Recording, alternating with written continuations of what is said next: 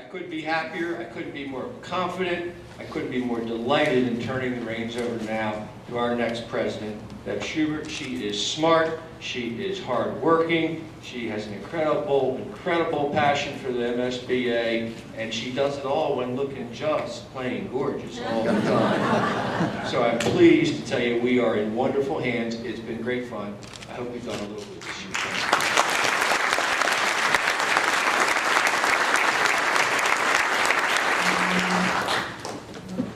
In honor of Flag Day, which commemorates the adoption of the American flag on this day, June 14, 1777, and to honor the United States of America, will everyone please rise for the presentation of colors by the Dorchester County Police Department Honor Guard, followed by the singing of the national anthem by Cheryl Mitrosic, followed by the Pledge of Allegiance.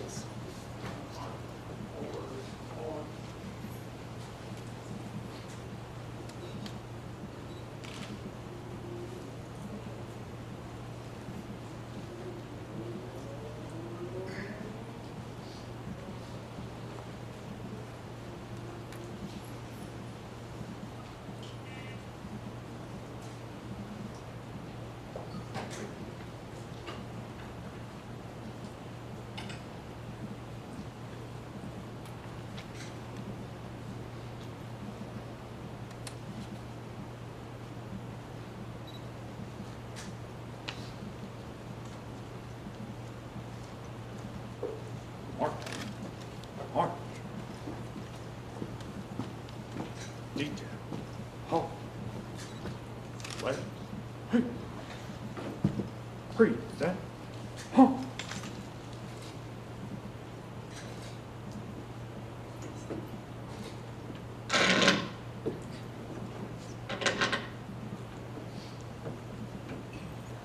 Oh, say, can you see by the dawn's early light what so proudly we hailed at the twilight's last gleaming, whose broad stripes and bright stars through the perilous fight o'er the ramparts we watched were so gallantly streaming, and the rockets' red glare, the bombs bursting in air, gave proof through the night that our flag was still there. Oh, say, does that star-spangled banner yet wave o'er the land of the free and the home of the brave?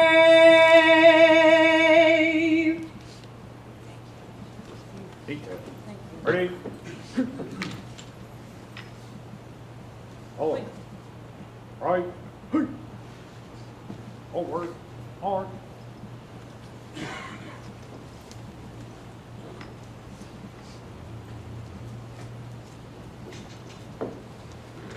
Would you all please remain standing and join me in saying the Pledge of Allegiance? I pledge allegiance to the flag of the United States of America and to the republic for which it stands, one nation, under God, indivisible, with liberty and justice for all. Thank you. Please be seated.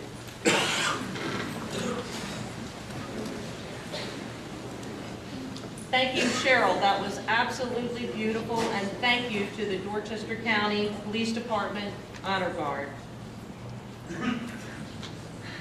Chief Judge Barbera, members of the judiciary, past presidents of this association, deans of our law schools, members of the Bar of Maryland, other dignitaries, my family, and friends. As many past presidents will agree, words cannot express the deep appreciation I am feeling to all of you for giving me the opportunity to serve as your 121st president of the Maryland State Bar Association. I am humbled, grateful, and excited about the coming years and the many ways we will continue to serve our members and the public in this great state of Maryland. The Maryland State Bar Association was formed in 1896 when 100 delegates from around the state gathered in Blue Mountain House in Washington County. Males who were 21 years of age were admitted after oral examination by local judges. The stated mission of the MSBA was to advance jurisprudence, promote the reform of law, facilitate the administration of justice, uphold standards of civility, and encourage legal education. In 1946, we admitted the first woman in the MSBA, and in 1958, we elected a woman as an officer. In 1970, we had grown to more than 4,000 members, 108 of whom were women. Today, we are approximately 24,000 members, with nearly 40% being women. Following in the footsteps of Louise Gonzalez, who in 1991 served as the first female president of this association, I stand here today proud to be your 6th female president of the Maryland State Bar Association. Looking at our current slate of officers and our president-elect, Judge Pamila Brown, we've certainly come a long way.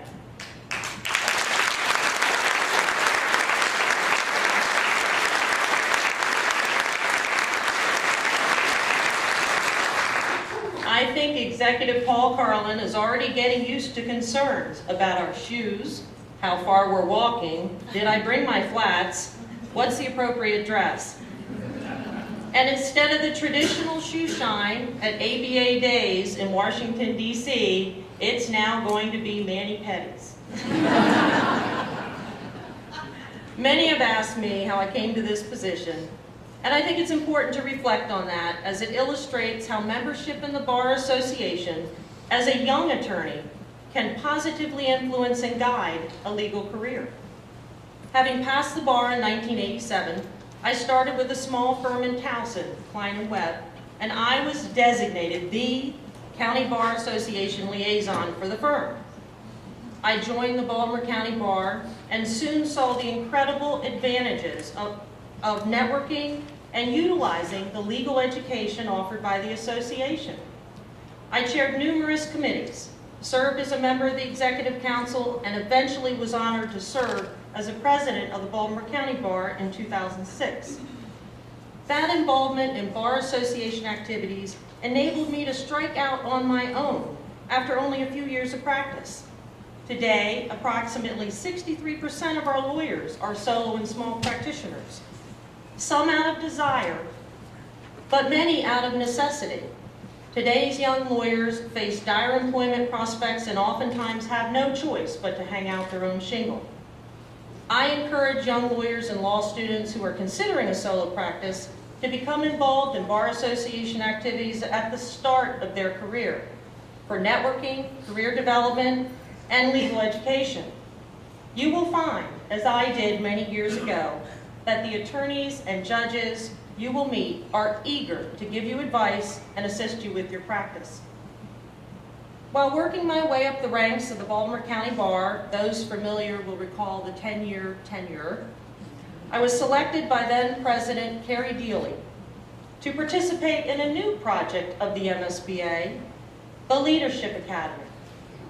As an MSBA member, I attended this annual meeting every year, but I did not serve on any MSBA committees.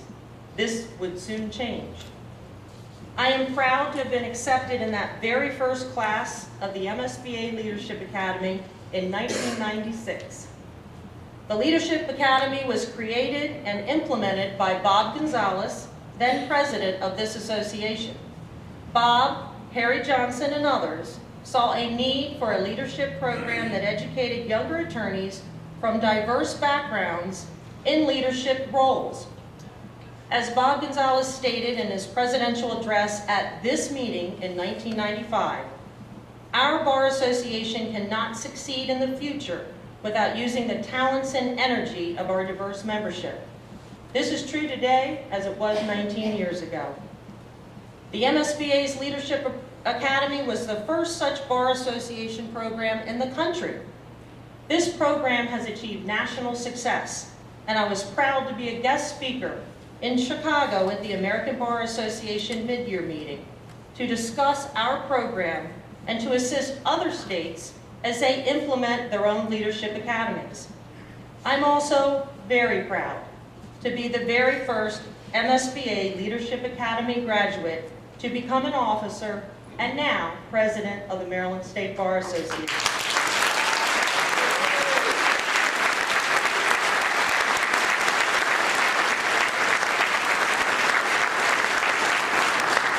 Congratulations to our new class of leadership fellows seated to my left.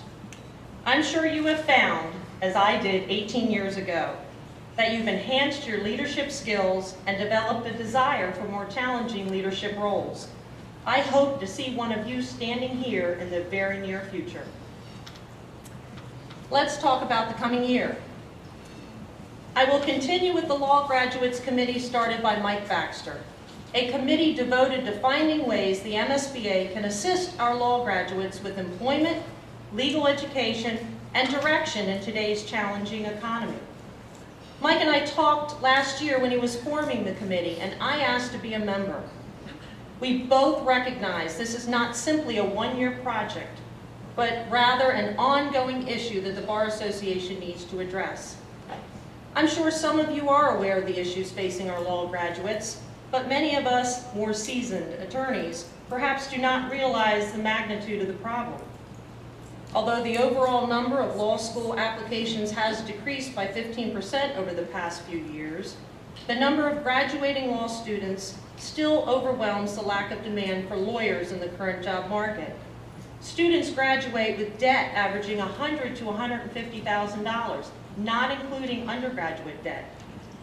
The job market is weak, jobs that are available are extremely competitive, larger firms are not hiring like they used to, and clerkships are so competitive many go to out-of-state graduates. Many young graduates are hanging out a shingle out of necessity. As a solo practitioner, I realize the value of Bar Association membership. To be sure, I could not have been a solo without my participation in my county bar and the Maryland State Bar. The MSBA needs to encourage these young attorneys to join the Bar Association. We need to continue to provide legal education and other programs to help them as they launch their legal careers. There is an unmet need for legal representation for low to moderate individuals who cannot afford an attorney no matter how urgent the matter. The MSBA can assist in finding ways to balance this with the unmet employment needs of our law graduates. I thank Louise Gonzalez for her leadership as committee chair this year, and I'm pleased past President Jim Nolan will now take the helm.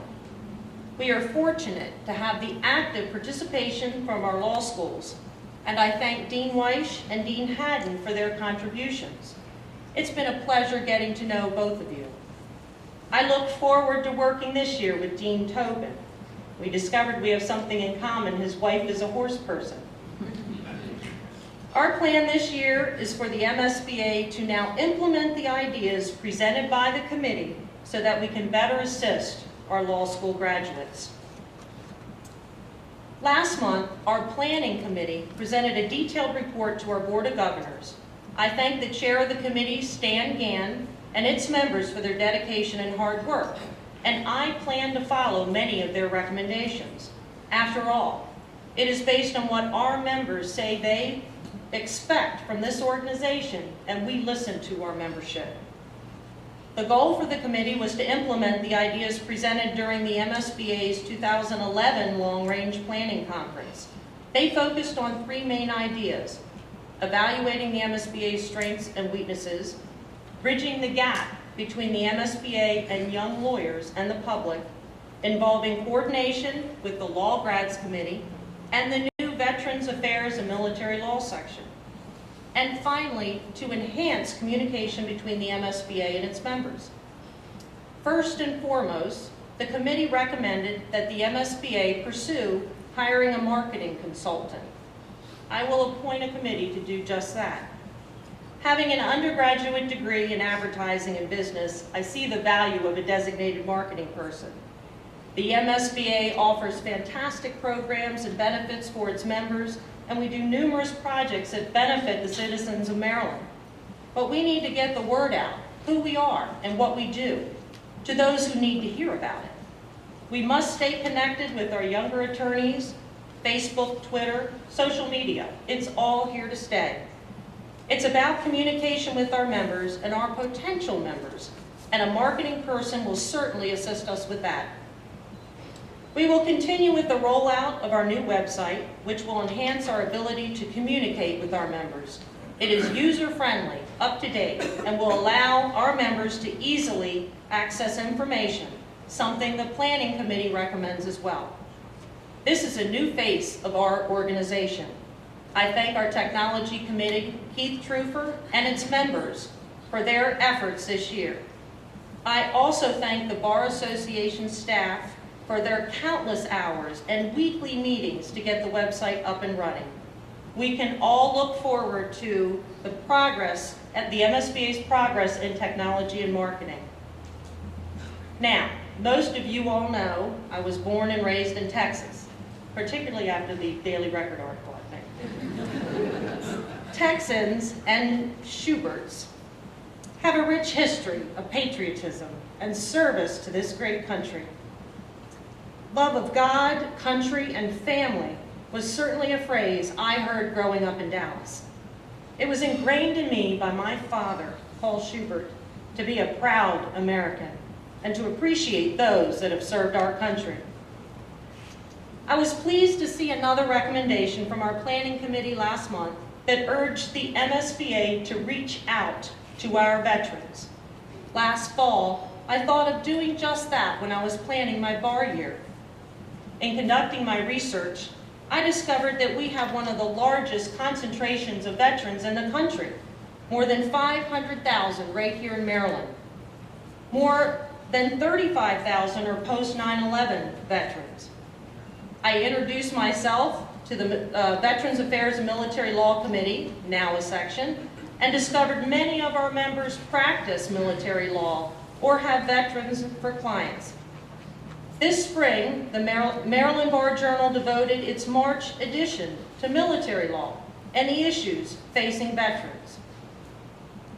Through a survey we sent out last fall to our members, we discovered many of our members are veterans with compelling stories on how they started their military careers, how their service influenced their legal careers, and what they think the MSBA can do to help our veterans. On Easter Sunday, 1969, I went to Vietnam as a what they call a straight-leg infantryman, and got there, landed in Cam Ranh Bay, and was stunned by the heat coming up, wafting through the cabin quickly. 2.5 months after I got to Vietnam, I was shot. And that's another horror of war, not knowing when you have that happen, whether you're going to die. You lose your breath. I did. Your squad mates are looking at you with big eyes, and you wonder, well, how bad is this? Because instantly your life changed. And in the context of my own event, I took a human life. And that always stays with me.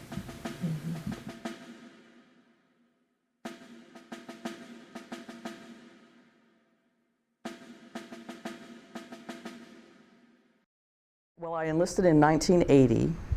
I was getting ready to start my senior year of college, and I knew that I was not in any way prepared or mature enough, I think, really to go out into the world. I've had 3 deployments. I've been twice to Afghanistan. First time was in 2004-05, and I was in Iraq during the surge, so 7 and 8. I was in Baghdad there, and most recently I was in Afghanistan. I decided, having watched enough John Wayne movies, that I wanted to be a Marine and not something else. Rather than wait around, I decided it was time to go in. At that time, they were drafting 60% Navy and 40% Army. So I was one of the 60% that went in and enlisted, and I was shipped off to Bainbridge. I got drafted in 1967, 3 days after I got married. I started college in '63. Vietnam really heated up probably 65, 6. So I graduated in '67. I got an active duty reporting date of April of '68. My father was a pilot in the Air Force, and grandfather was a doctor for the Army. And so, there was always that long-standing military tradition in my household. So, in 2010, I joined the Army, went to basic training, went to officer candidate school, commissioned in December 2010. My father had been in the military, his father had been in the military, same with my mother's side of the family. I come from a family that's actually got a pretty rich history of service in all the different military branches. My grandfather, actually I have one granddad who was in, they were both in the Army, but one was in the Korean War, one was in Vietnam. My dad was drafted into Vietnam in the late 60s and served in Vietnam. And so when I got to be a senior in high school, I just really wanted to be part of that same history, The Murphys have had, since they came here from Ireland in 1850s, have had someone serve in the Civil War, the Spanish-American War, World War I, World War II. I served in Vietnam. My son served in Afghanistan and Iraq. My mother would tell you, we just have bad timing. And she says that with a smile on her face. No one in my family had ever been in the military, which was, I think, part of the reason that I went that way. So I knew that I needed the discipline and the structure, which I'd not received from my family life for various reasons. And so I think I really yearned for literally someone to tell me what to do, when to do it, so that I could sort of figure out other things about myself. As an infantry officer, it's sort of similar to being an attorney in that my job really was to solve problems. In the military, you're overseas. You're on your own. I mean, you're in a structure and all, but let me tell you, you are largely on your own, and you better be able to think on your feet and make a decision. You have sort of a never say die attitude.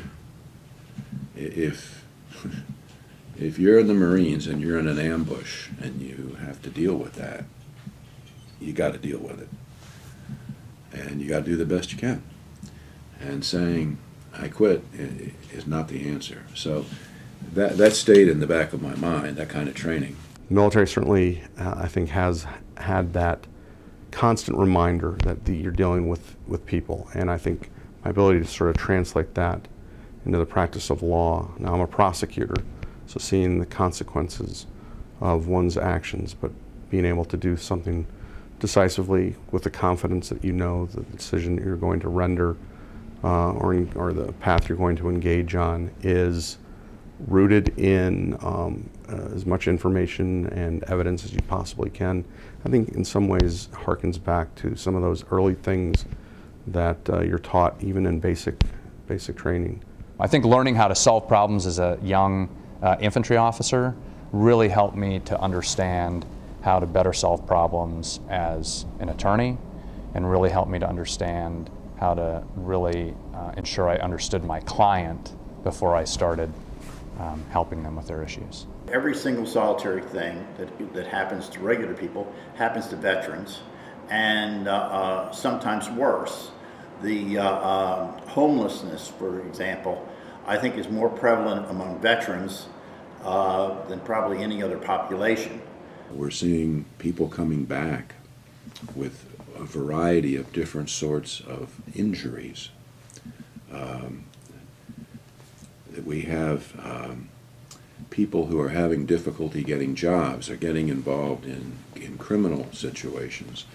And if that is true, and they have been serving the United States and us, we have an obligation to step up and help them. We really don't take care of our veterans as well as we should. The medical care is getting apparently much better, but the rest of the benefits are lagging. It's very heavily preyed upon, especially in, financial scams, there are landlord-tenant issues. I mean, there's a lot of just general military service that soldiers, especially young soldiers, who this is their first time away, that don't have sort of the life experience to handle that or to understand how to deal with that. When you go to the hospitals and see the wounds they've suffered, and then they've suffered other wounds that you can't see, it affects you. I don't suffer from PTSD, but I certainly have read a lot about it and spent some time learning about it. But and that may be a place where there's more education that can be offered through the bar, because it's not something where somebody walks into my office and says, "By the way, I have PTSD, and that's the defense I want to raise."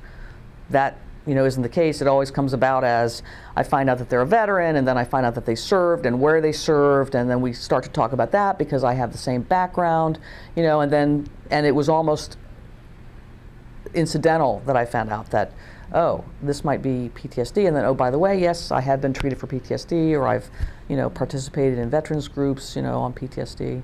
Arrest sheets now don't identify veterans. The Veterans Court is essentially just a separate docket, and where veterans would be identified and come in. There's a great opportunity with veterans courts to acknowledge that service members have really given something special during a period of total volunteer force. I think that's a coming aspect of the judicial system that should have a lot of attention paid to it. The veterans' challenges are and can be unique. And in the circumstances where they should have that attention paid to them. The Maryland Bar Association has a rich tradition and history of helping the indigents, of standing up to laws that we think are wrong, going to the legislature and seeking to get things done to help people. This is one of those things where I think we have the opportunity and the obligation to step up and help our people in the armed forces readjust to society and the legal system as best we can. And I think that outreach is probably long overdue.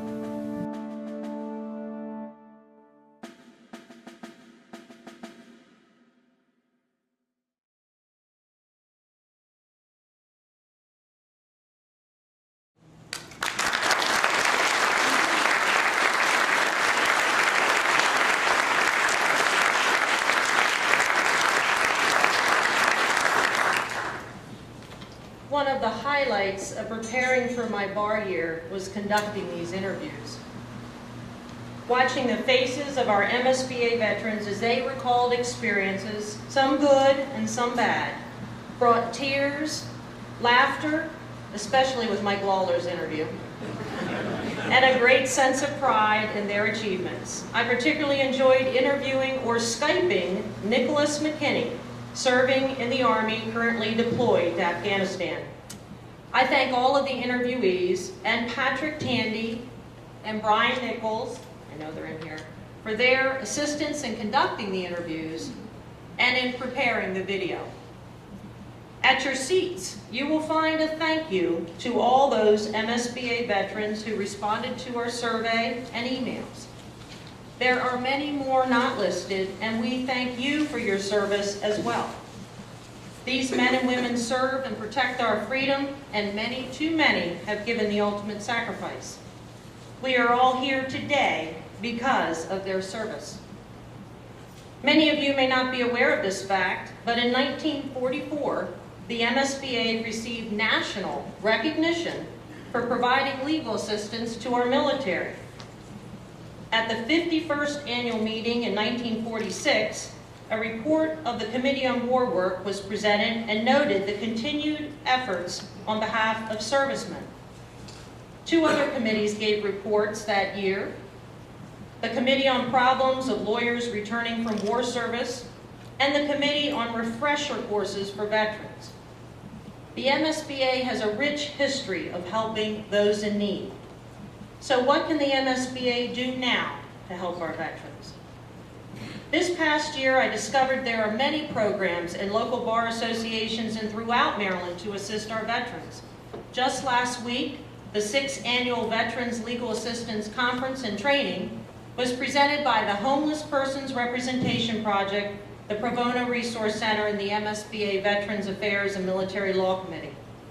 It does seem, however, that we need a central link for resources available to our veterans and to those that practice military law. The MSBA's new website will contain such a link. Were you aware that over 168 jurisdictions and over 40 states have veterans courts? These courts focus on the rehabilitation and counseling to serve the special needs of veterans, including chemical dependency, brain trauma, post-traumatic stress disorder. It's estimated 10 to 20% of returning veterans are suspected to have PTSD. In October 2012, the Maryland General Assembly created the Task Force on Military Service Members to study the mental health and substance abuse problems of active military and veterans. A report was presented to the governor last December recommending a pilot program in Prince George's County Circuit Court, followed by treatment programs in Baltimore City or Baltimore County.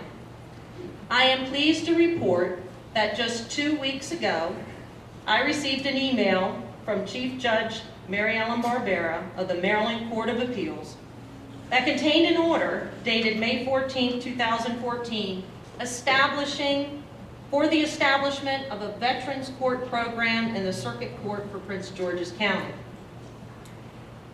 Mike Baxter and I had the pleasure of having lunch with Chief Judge Barbera last week, and one issue we discussed was how the MSBA can assist with the implementation of the Veterans Court. We are so fortunate to have such an engaging, compassionate, brilliant legal mind as the Chief Judge of our Court of Appeals. The MSBA is looking forward to a continued productive relationship with the judiciary. I have appointed a special committee on Veterans Courts, headed by Chair Mike Cuomo. A diverse set of members include Judge and President-elect Pamila Brown, Baltimore County Administrative Judge Sandy Williams, Public Defender Mark Pizzo, Judge Phil Nichols, Tracy Warren of the Department of Veterans Affairs, Baltimore City Prosecutor Charles Blomquist, Rig Baldwin, James Butler, Gray Barton, Director of the Problem Solving Courts, and Leadership Academy Jeremy Schultes. I thank all of you for agreeing to assist in the implementation of Veterans Courts in Maryland. We have a great year ahead. We are listening to our membership and our planning committee. Meetings are being scheduled outside the Baltimore City area. In fact, our Board of Governors, we will be traveling to Hagerstown, Upper Marlboro, Port Deposit, and Solomon's Island. We encourage the use of our new video conferencing so those members throughout Maryland can participate in meetings and in continuing legal education. We will continue to reach out to our younger members and encourage their participation in bar activities, such as our mid-year meeting. This year, we are headed on a nonstop flight to Punta Cana in the Dominican Republic. The all-inclusive resort has one of the Caribbean's largest water parks for kids, something I think will appeal to our young attorneys. Hopefully, they'll be bringing their kids. We are also offering a 4-day option that occurs over President's Day, so you won't miss that much time from work. Of course, we want you to stay the entire 7 days, participate in the excellent legal education offered, and join the conga line led by Barb Gillis.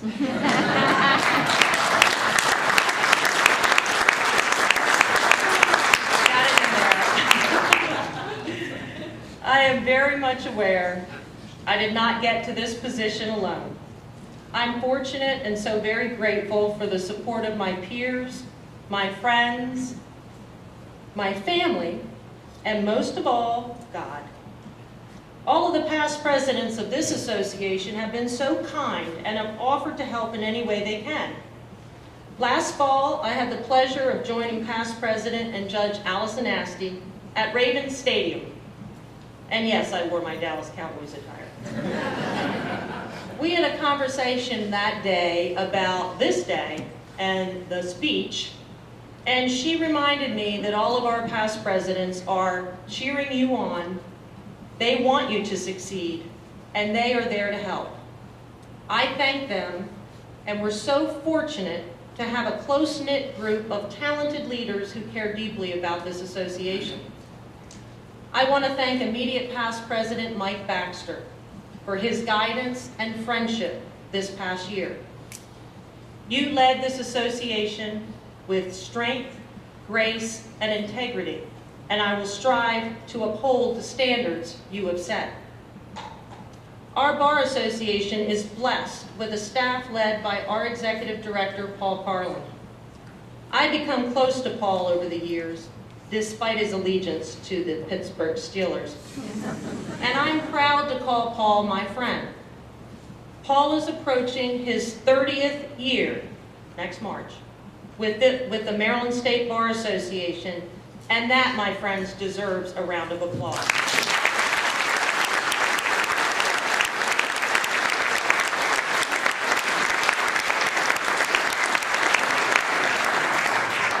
Thank you, Paul, for your dedication, guidance, and commitment to this organization.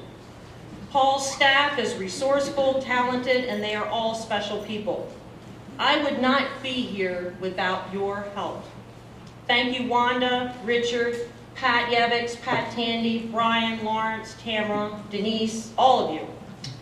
You're commended for your dedication to the MSBA and for making my life and all presidents' lives easier. It's greatly appreciated. You all heard me mention family earlier, and I have quite a few to thank, so please bear with me. Integrity was a word I learned at a young age and strive to achieve and maintain throughout my life. My father, Paul Schubert, taught me by example the meaning of integrity. He said, "To be a success is to treat others as you want to be treated. Give respect and you will gain respect. And always remember to give something back." I find it hard to believe it's been 9 years since he passed, but I know he is with me here today. And yes, Dad, I plan to give back this year. I'm blessed with a special mom who is here today. And while my personality seems to mirror my father's ambition and determination, I am blessed to have the calm, quiet, soft-spoken, intellectual influence of my dear mother. I'm thankful for our close relationship, and I thank you, Mom, for loving me and being my biggest cheerleader. A very special couple and my dear cousins are here today, Senator Bill Brock and Sandy Brock. I am particularly grateful for your love and guidance when my father passed, and I treasure the time we spend together. My cousins Sharon and Glenn Fountain and Julie Cram, thank you for being here today. I am so fortunate to be part of the Schubert family. Many of you know I have a horse farm with 10 horses, longhorn cattle, and rescue dogs, and I obviously can't handle that alone. I am so fortunate to have a special friend for the last 20 years, James Douglas, whom I consider my brother. I may have grown up in Texas, but Cricket, as he is fondly called, taught me how to ride horses, mend fences, and rope cattle. Cricket and I have a special bond that we share and will share for the rest of our lives. He is here today with his girlfriend, Emily Mantler. His son, Brent, is tending to the farm. Someone has to do it while we're all here. I thank all of you for supporting me and letting me succeed in my professional life. knowing my true love of the farm and animals is in good hands. I thank all of my friends, my non-lawyer friends that are here today, my horseback riding friends, my motorcycle riding friends. All of you help to keep me sane. 6 years ago, God answered my prayers when Byron Olson came into my life. This incredible person has the qualities I strive to express: integrity, kindness, humility, genuineness. He puts others before himself. Yes, he is a veteran and served this country for 20 years as a Navy fighter pilot. He was in Top Gun, and I never tire of seeing him in his Navy whites. Thank you, Byron, for being my confidant and best friend. Thank you for your patience this past year as I began preparing for this journey. I'm thrilled you will be by my side. I love you dearly, and I treasure our relationship. Byron's two sisters are here. They flew in from out of state with their spouses, Kay and John and Gwen and Jean. Thank you for your support, for having such a wonderful kid brother, and for sharing this special day with me. Byron's two children are here as well. Sasha traveled all the way from California with her boyfriend, Jordan Alley. Byron's son, Dane.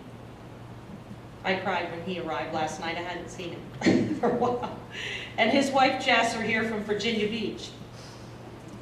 A very special welcome home to Dane and Jordan, as they are both Navy SEALs and just returned 10 days ago from tours in Afghanistan.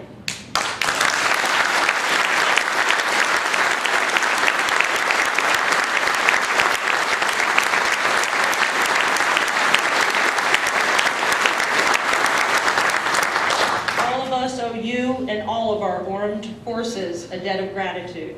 Thank you for your service. I was recently interviewed by the Daily Record and asked why I would want to be president of the Maryland State Bar Association.